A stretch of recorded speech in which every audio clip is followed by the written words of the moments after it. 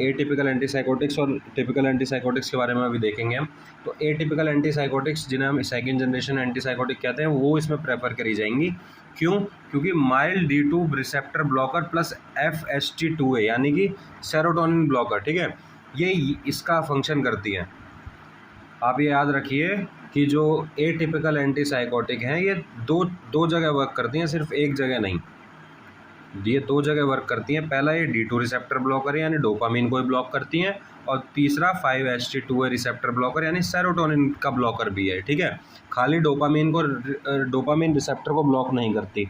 अगर dopamine receptor को block करेगी खाली तो इससे क्या होगा, अगर यहाँ पे डोपामिन कम और ज़्यादा हो गया तो पर्सन को और ज़्यादा नेगेटिव इफेक्ट देखने को मिलेंगे स्किज़ोफ्रेनिया के। इसलिए हमें खाली डोपामिन को ही यहाँ पे ज़्यादा ब्लॉक नहीं करवाना, ठीक है।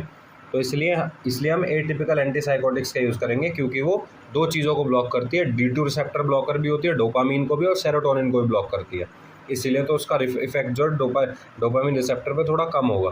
तो FST2A receptor block result in increase release of dopamine in the prefrontal cortex.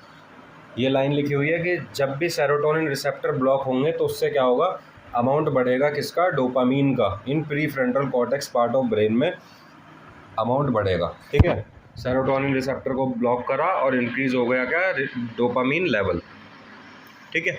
अगला, हेल्प और improve worsening of negative symptom.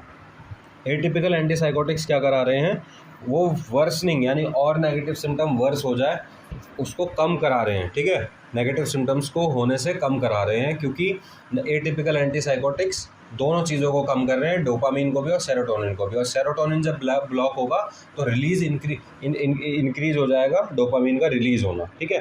Dopamine का अमाउंट बढ़ जाएगा प्रीफ्रंटल कॉर्टेक्स में, जिसकी वजह से पेशेंट को नेगेटिव सिम्टम जो होंगे उसमें रिलीफ देखने को मिलेगा। चलिए आगे बढ़ते हैं। टिपिकल एंटीसाइकोटिक्स, ठीक है। अब देखिए आप, टिपिकल एंटीसाइकोटिक्स में worsen the negative symptom. Typical antipsychotics क्या करा सकते हैं, नेगेटिव सिम्टम्स को और ज़्यादा वर्स करा सकते हैं, बिगाड़ सकते हैं। As it is a strong D2 blocker, क्योंकि ये स्ट्रॉन्ग D2 ब्लॉकर है, डोपामिन को ये बहुत ज़्यादा ब्लॉक करते हैं, स्ट्रॉन्गली ब्लॉक करते हैं डोपामिन को ही। So it reduces more dopamine level. मैंने आपको अभी बताया कि अगर और डोपामिन लेवल रिड्यूस हो जाएगा तो पेशेंट को और उसके नेगेटिव सिम्टम्स क्या हो जाएंगे, वर्स हो जाएंगे, ठीक है। इसलिए आपको ध्यान रखना पड़ेगा जो मेसोकॉर्टिकल पाथवे जो VTA से प्रीफ्रंटल कॉर्टेक्स की तरफ बह रहा है, ठीक है, अगर उसमें इस पाथवे में कोई इशू आएगा, डोपामिन का लेवल अगर डिक्रीज हो जाएगा तो इससे क्या होगा, नेगेटिव सिम्टम और स्किज़ोफ्रेनिया देखने को मिलेगा। इसमें हमें